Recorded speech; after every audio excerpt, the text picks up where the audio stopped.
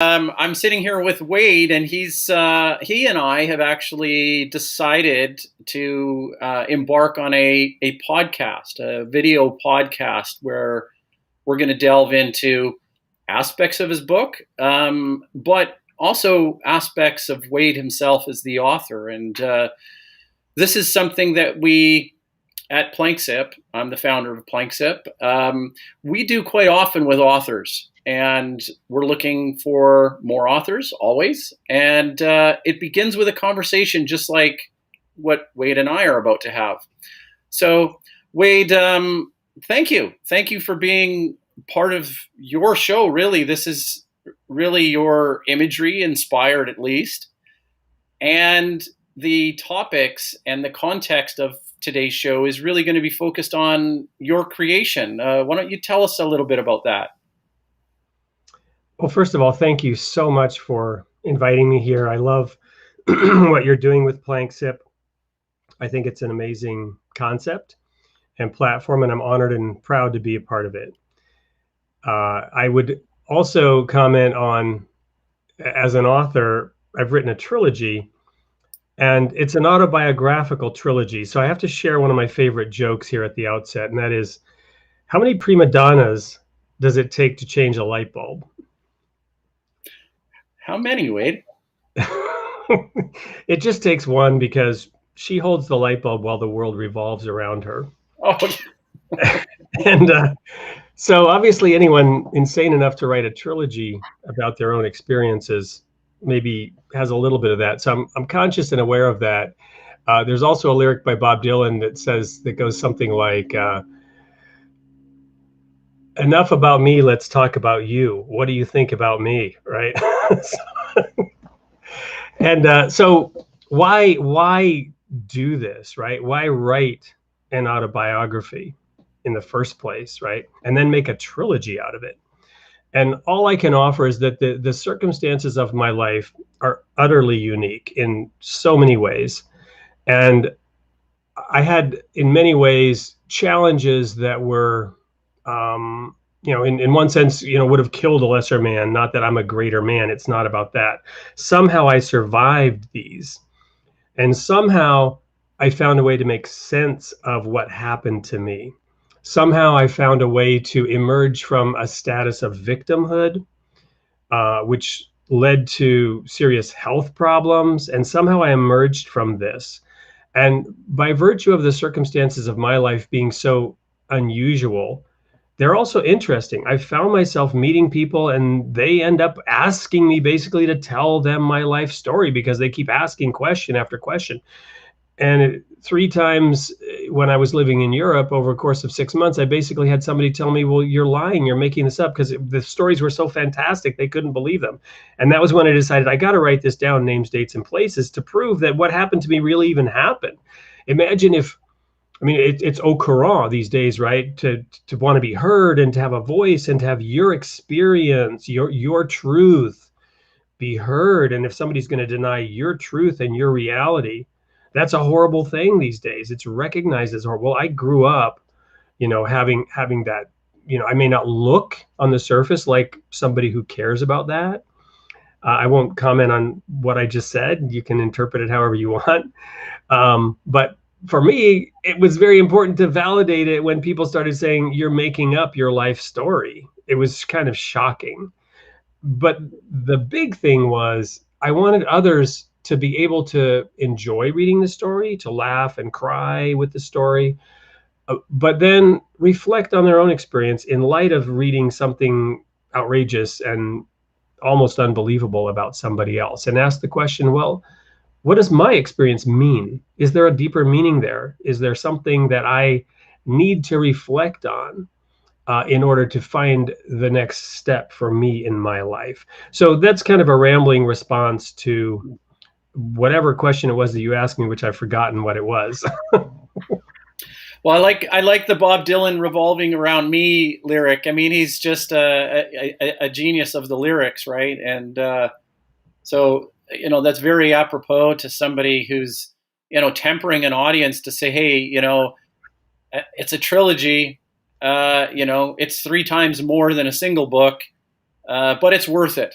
And so I think the point is that the rational side of you said to yourself, well, number one, it's not a victimhood story, which I think that a trilogy or a single book or perhaps even a single sentence,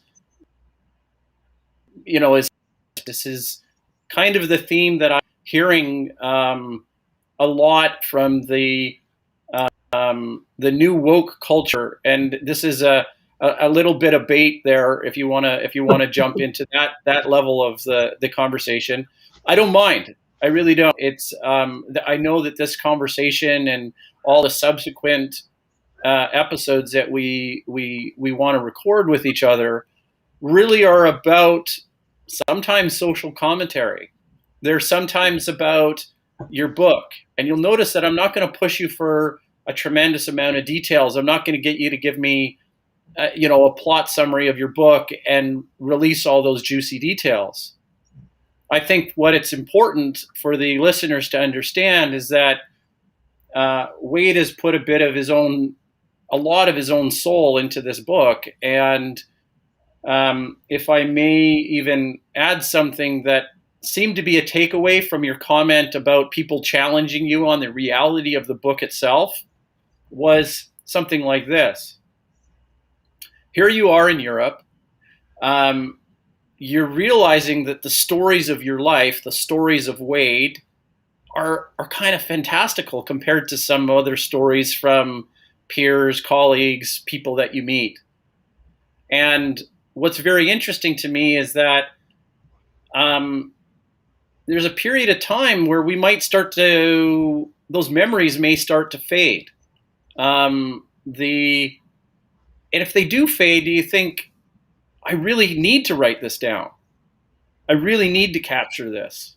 No, that is really a great question. That did not occur to me at the time, but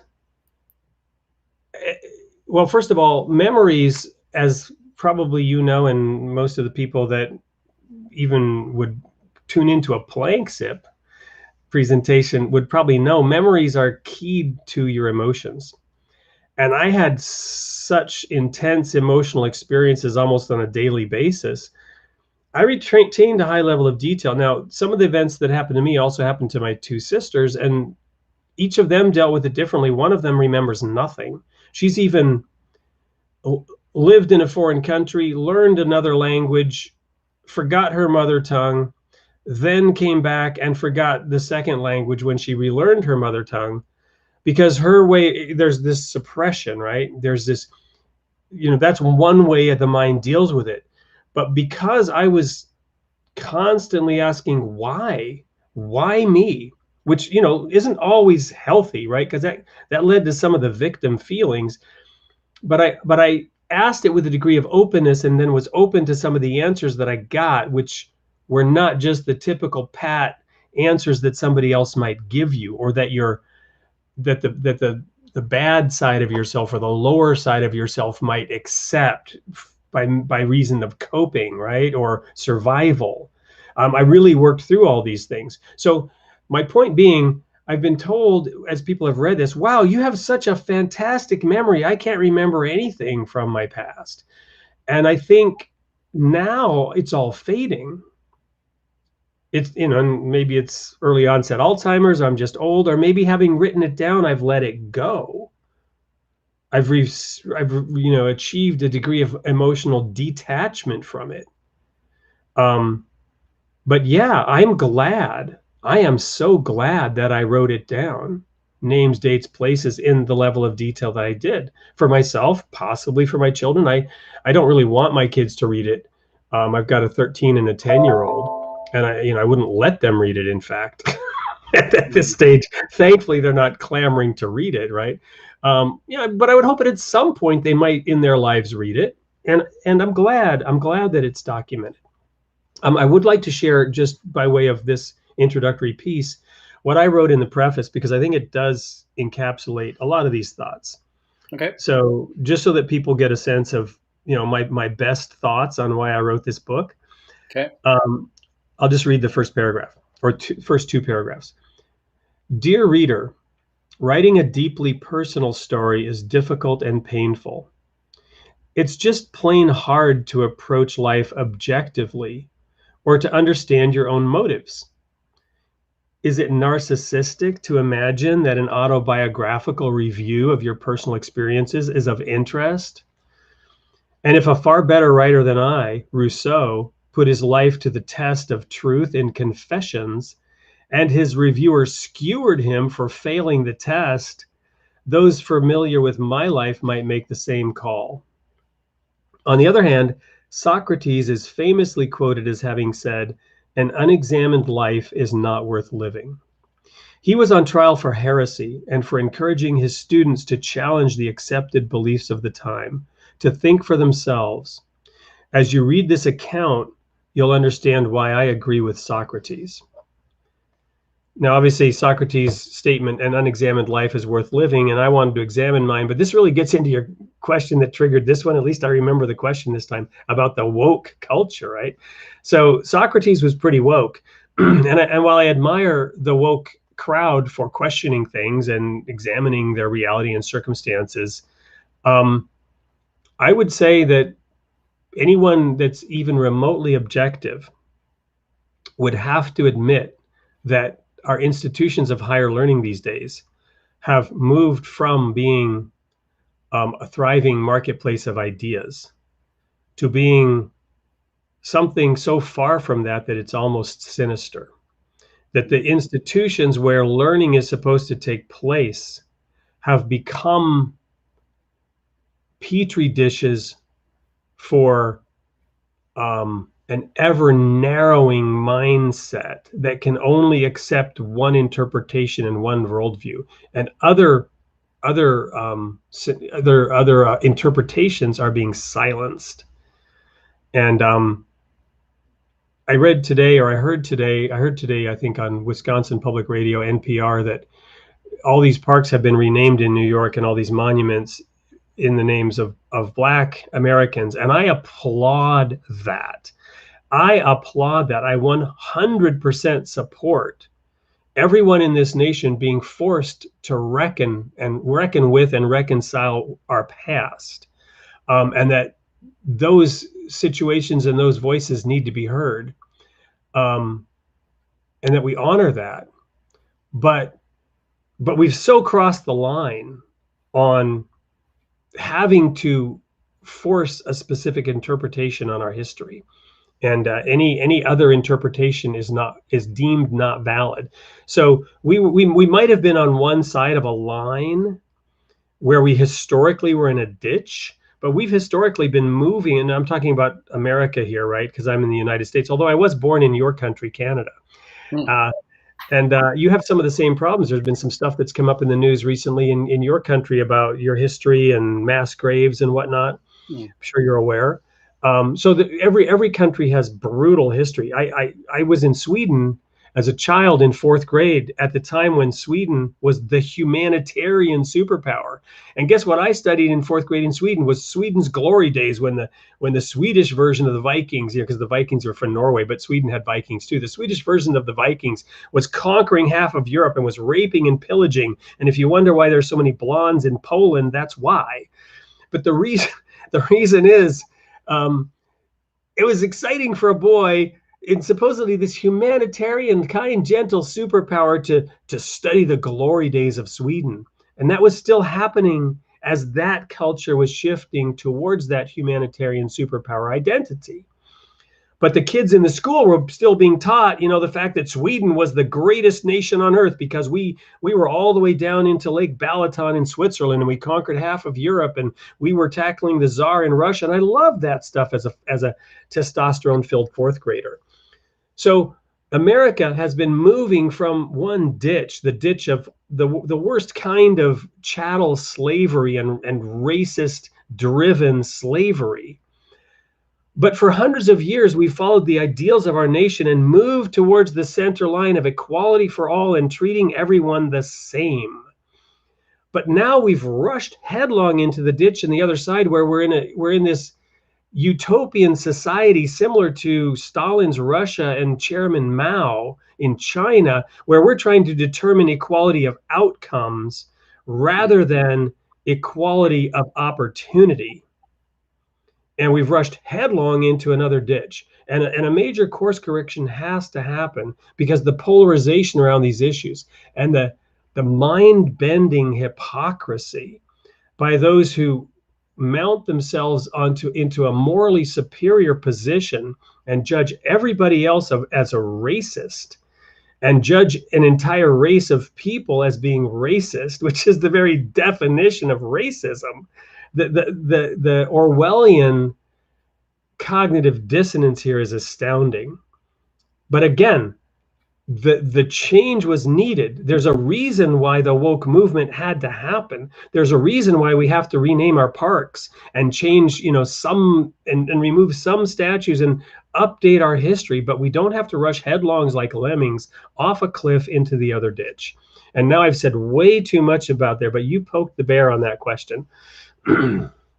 Yeah, you're very strongly, I'm not going to say opinionated, because I want to give you a little bit. No, I want to give you a little bit more credit. There's when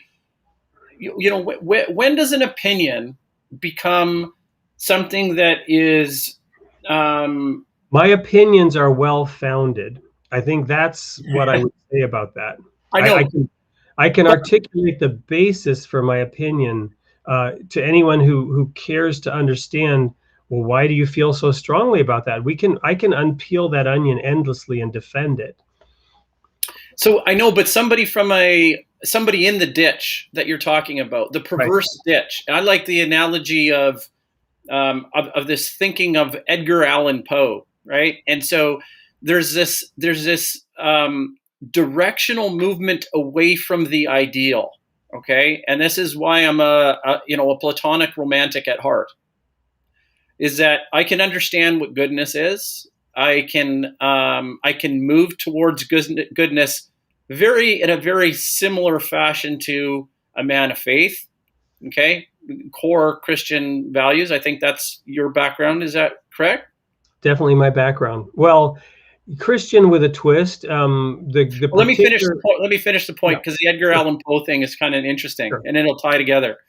Yep. So Edgar Allan Poe was a very perverse, troubled individual, and it happened from probably this combination of genius mixed with seeing his mother die at a young age. And Poe is one of my inspirations for attempting to be a writer. I spent a lot of time reading Edgar Allan Poe in my teenage dark years.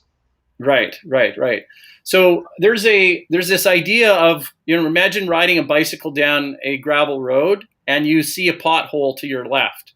Now the perverse person is going to take and swerve towards the pothole, right? Knowing that it's not healthy, knowing that it's bad, they're going to just go that way. And so, especially if it has water in it. Well, that's just fun, isn't it? Yeah. But knowing that there's some harm involved with that, right? That it's not, it's just not ideal, right? So this is where the concept for me of perversion comes from, or that's the image that comes to mind when I think about that. Now, in terms of the ideal and the good, I think I wanted to actually bring up something that was more related to a pragmatic answer, right? So if I were to say that the lady across the road is actually, she can justify all of her opinions, she understands that it's conjecture, this is her position, and we can't step on her toes because her opinion is valuable, just as valuable as Wade's. And I think that the justification isn't the key. The key is that there's got to be some metric for common sense, right? There's got to be some metric for common sense. And if you follow the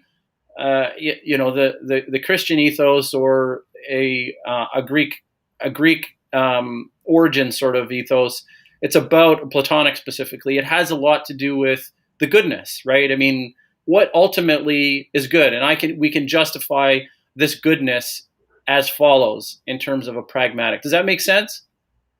I'm following you. I'm stuck on a point that you mentioned a minute ago. If I may just maybe digress, I don't know. But this idea of, you know, one opinion or one perspective, one truth, and another truth being equally valuable and equally valid. There there's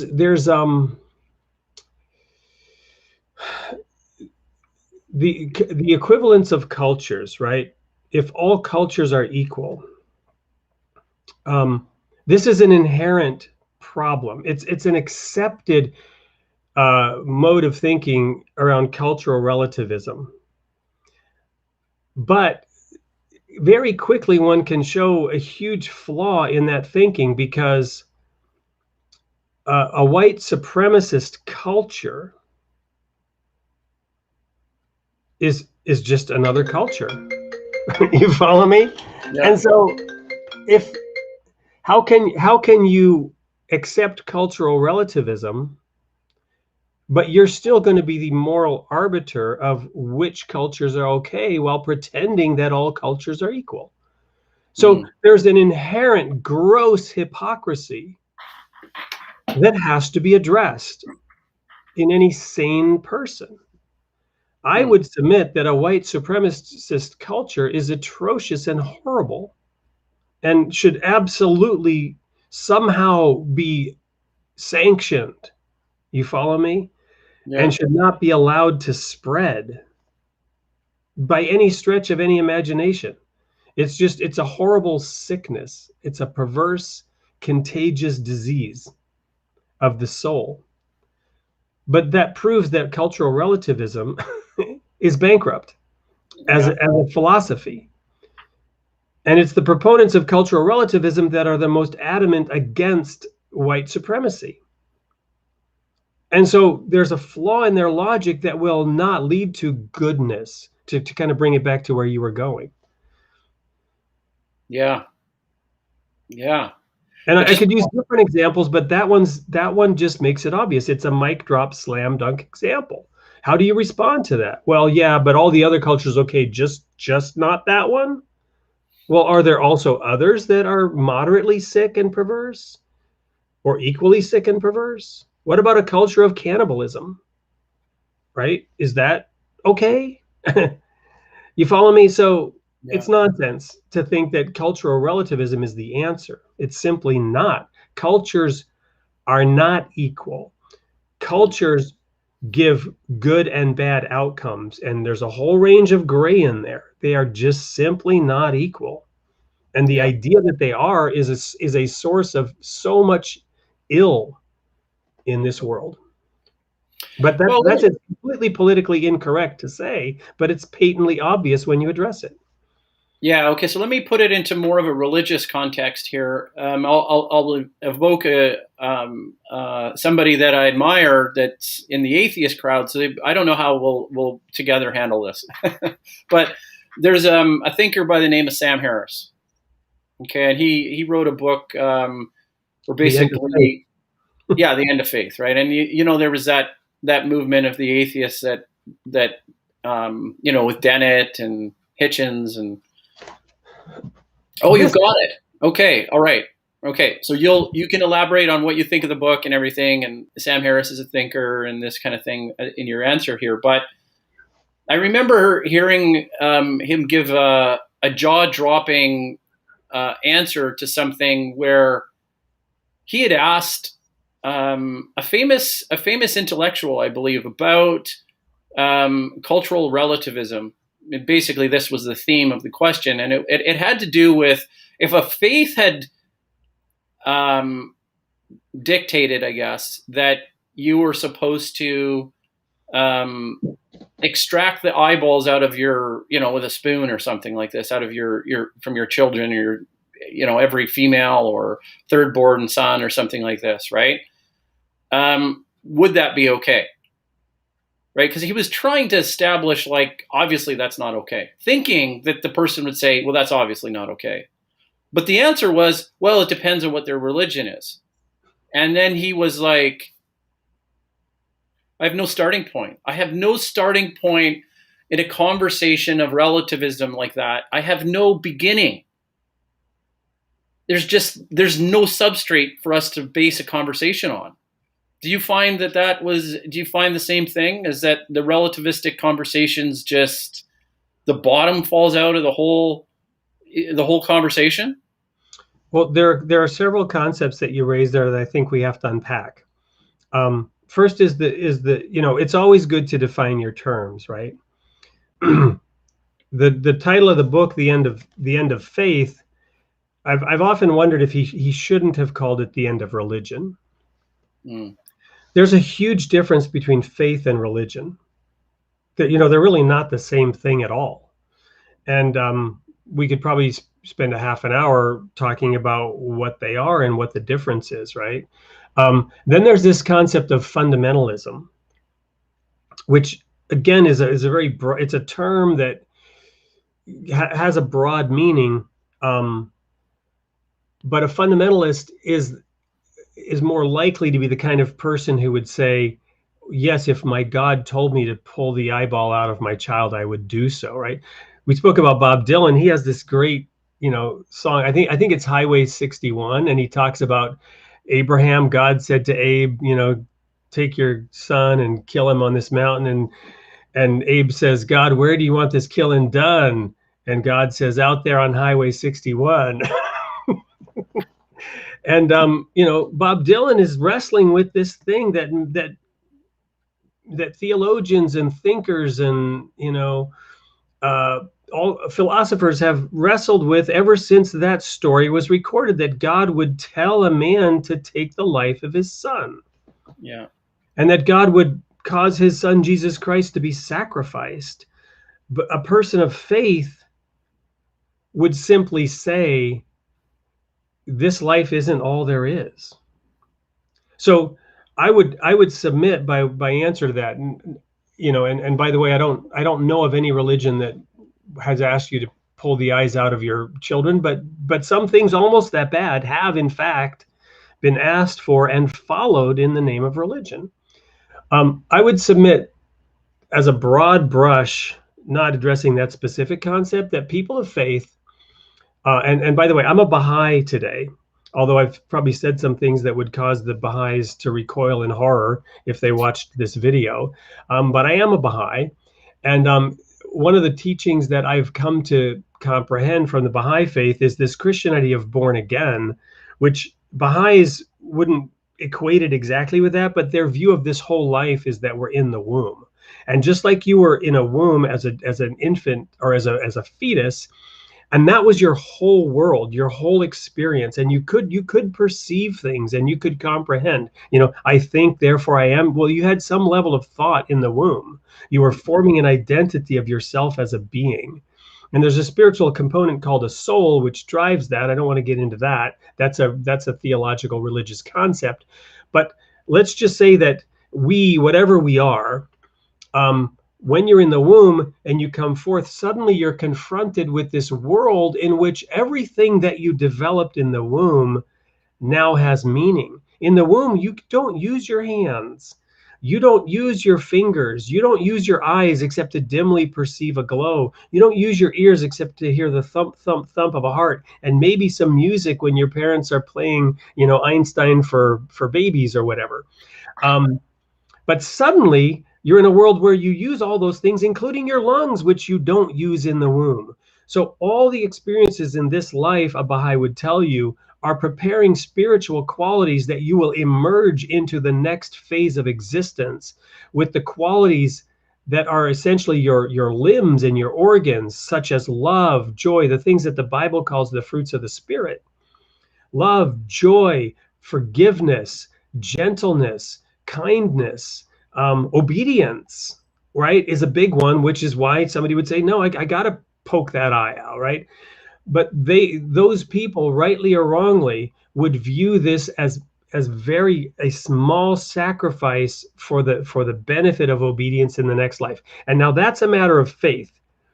And you're either right or you're wrong. You place your bet, and then you either do or don't emerge into that next world, having built the right limbs, or you end up being handicapped, or there's no such thing and you wasted your life in this life. But if it makes you happy, and where the pursuit of happiness is, then who cares, right? Well, obviously, when you start victimizing somebody else and your children, then the state steps in. And the last thing I'll say here in this rambling, long-winded response to this is that, again, as a Baha'i, we believe in progressive revelation, and thus there's a spiritual evolution. And what God told mankind to do in its infancy, as they were emerging into consciousness and awareness and beginning the process of building civilization and understanding spirituality, it's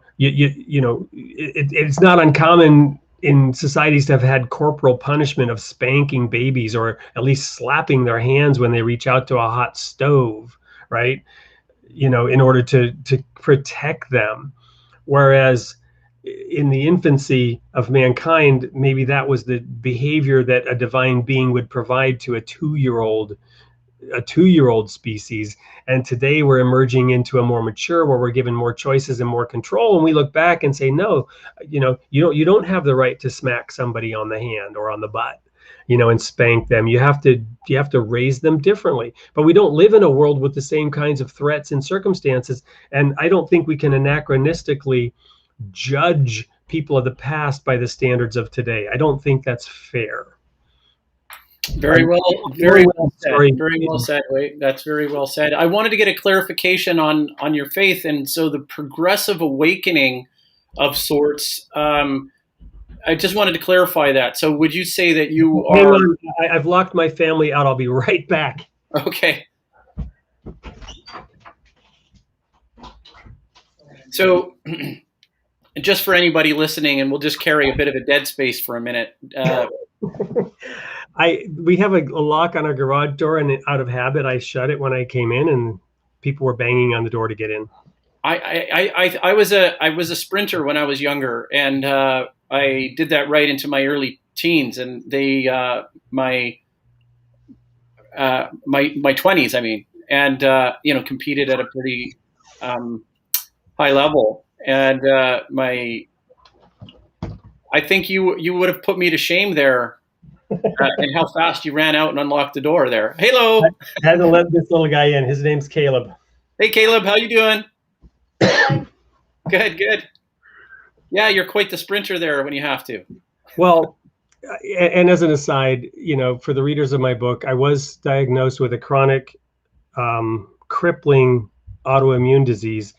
And I was told at age 28 that I'd be in a wheelchair at age 40, and that there was no cure for this. That's just a little tidbit of one of the threads in my book as to how I was able to do what I just did at my age. You commented on me being somewhat nimble or agile. I was supposed to be in a wheelchair. Wow. Good for you. Yeah, so I wanted to clarify something, because just for my own sake, about the being born again, and then you alluded to something about your faith, about a progressive awakening, and I wanted you just to clarify, what side of the fence you were on, or you view yourself as progressively still awakening, or you have awoken, not without the woke. I believe that we must become a lifelong seeker. The religious group that is the basis of some of the first volume here, the people that sign, we believe that we were called and chosen and given special understanding and insight, a very dangerous, potentially dangerous concept. Nonetheless, I actually still believe that I was granted insight that other people didn't have. But I used to joke that we said, God will open your mind to understand the truth, right? But once he did, the denomination that I was a part of tended to want you to close it shut and not let anything else in, because now you had the truth. And it became a self-referential, hermetically sealed belief system in which anything that contradicted you was of the devil,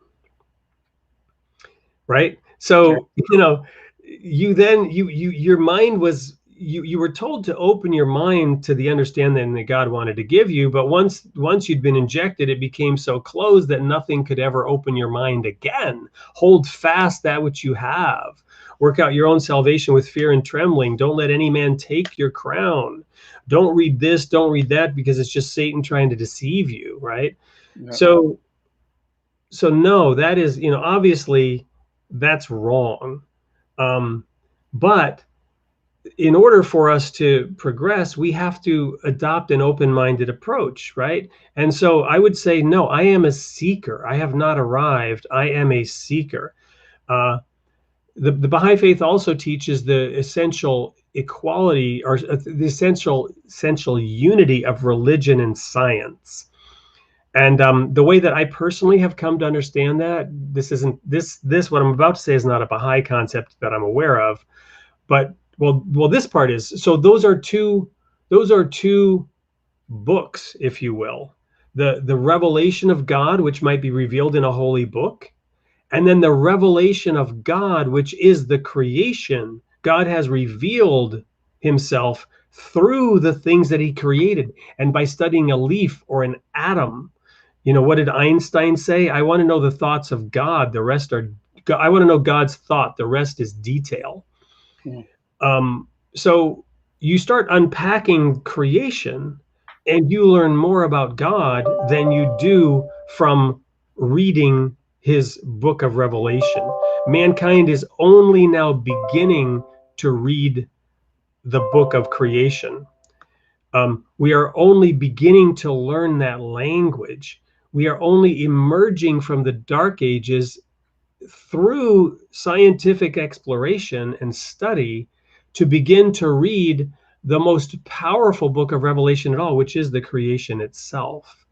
And so we're continuing to progress through this. But I believe that those holy writings were necessary in our evolution. And I believe that God is continuing to provide that to those who have ears to hear and eyes to see, as Jesus said.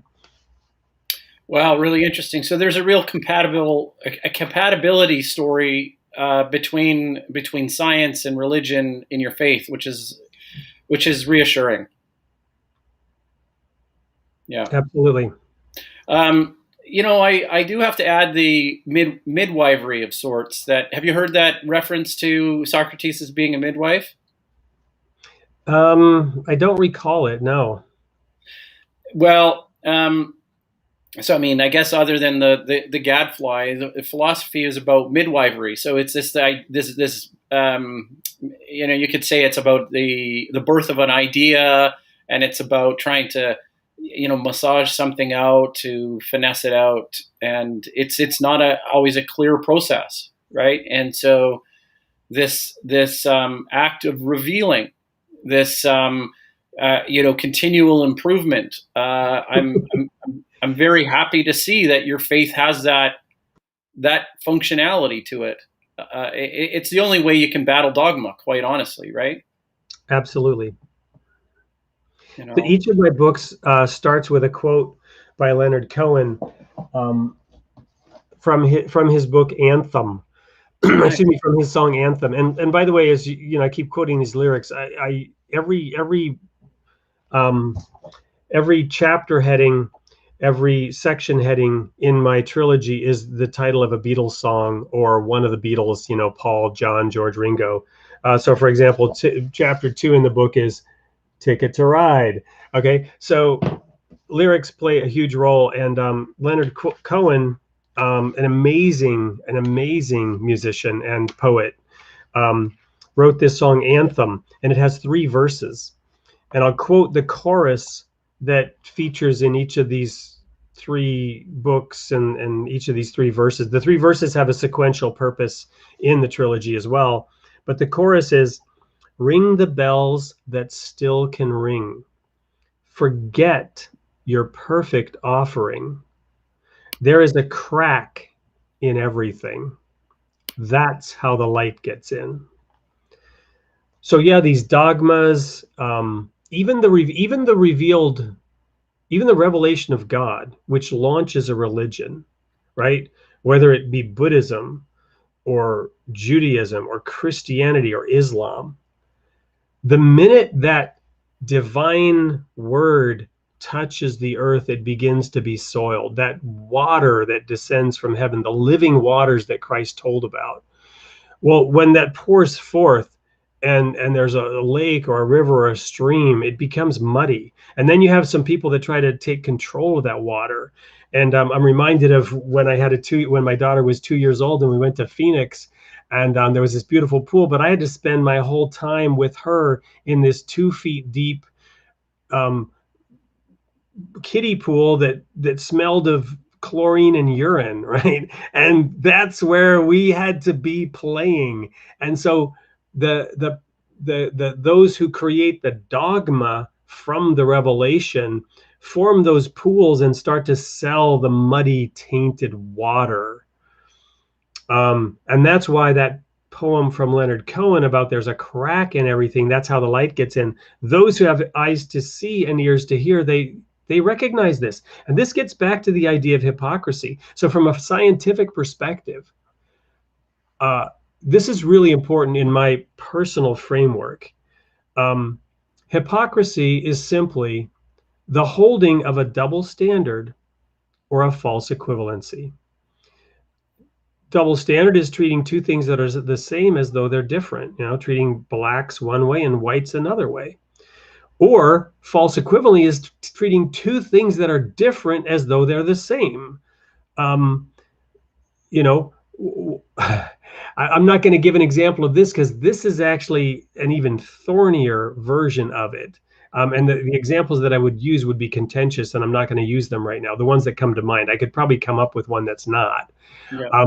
Treating two things that are different as though they're the same, that's a false equivalency. Both of those are the mirror image, the twin images of hypocrisy. And that is where we need to look at those cracks. The hardest thing for God to reveal to any of us, in my opinion, is the truth about ourselves. We look in the mirror, the Bible says, and we don't see ourselves. One phenomenon that I've been recently studying is the way in which people are accusing other people these days. There's such intense polarization, and accusations are being leveled constantly at everybody. The Bible says that Satan is the accuser of the brethren. That is one of the names of Satan, is the accuser. J'accuse, right? Mm-hmm. What I've found is that people don't see themselves, but you can look at what they accuse others of. More and more frequently, it's becoming obvious that they are the ones who are guilty of the thing that they are accusing other people of. And it's almost like this is becoming, I'm seeing it everywhere. And this is that hypocrisy where the person doing it can't see. They don't actually recognize that that's what's going on.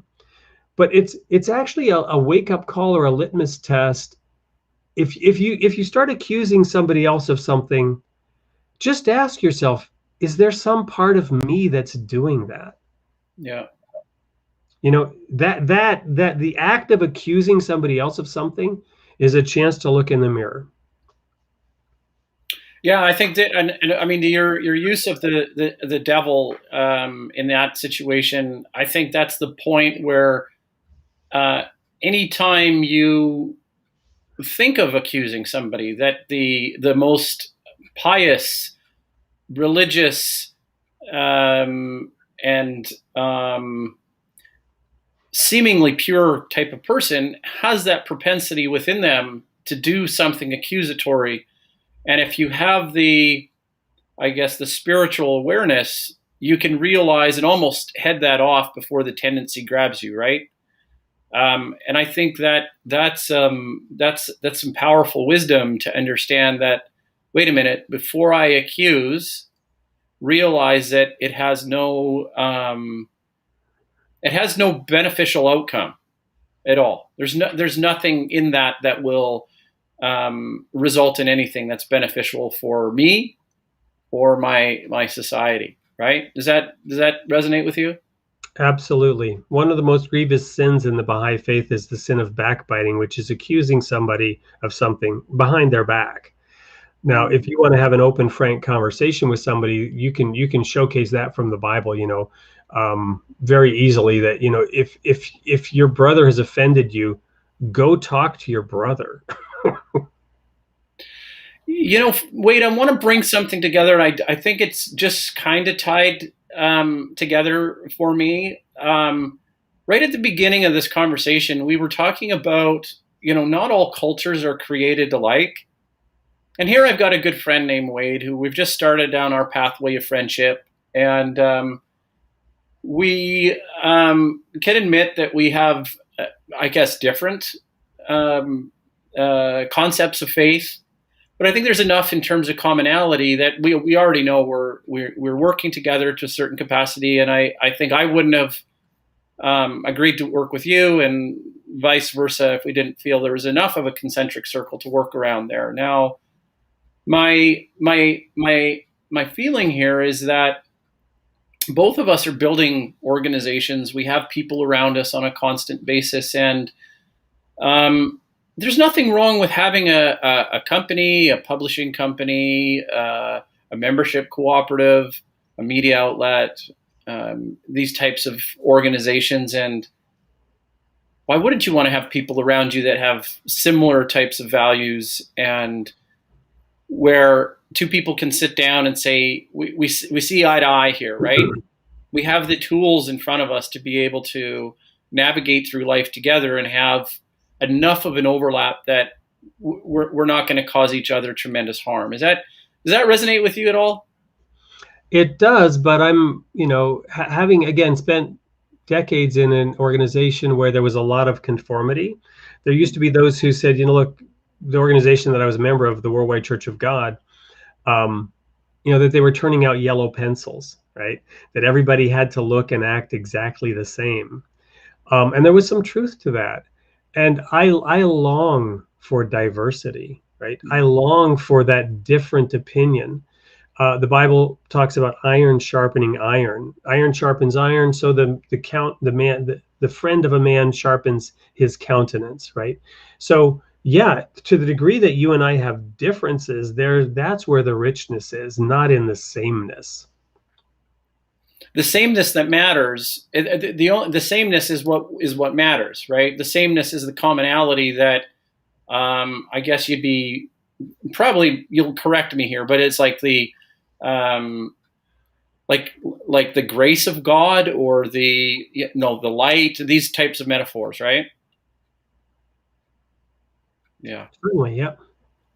Well, it's good that I got a head nod, because that's like, we can't improve upon that. If it's captured by the grace of God and the light, with that's end of story. Well, I think, but I think none of us have full comprehension, right? Right. We're all at best reflecting the light, and what I like to say is, if you're coming from the east and I'm coming from the west, or the north or the south, whatever, and I'm trying to give you directions and say, this is you need to turn to your left, or you need to turn to your right in order to approach the light. My directions are wrong for you. Yeah.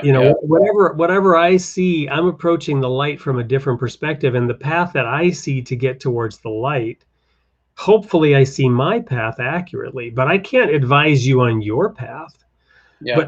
But we can each learn from each other, because none of us is perfectly following the light. None of us has a true north compass, or all of us have some bias, some challenge, some baggage that is keeping us, some veils, as the Baha'i faith would put it. There are veils that separate us. There's this great quote that says, their superstitions have become veils between them and their own hearts. Yeah. I think that's a perfect point to end things, quite honestly, Wade. I mean, we're right at the top of the hour, and I think that's a great summary to end things. So I have a head nod from you, so I think that's good. And and for everybody watching and the next episode, stay tuned, because there's more good things to come with Wade and the ensuing friendship that's, I know, going to follow. Thanks, Wade. I really appreciate it. Thank you, Daniel. Okay.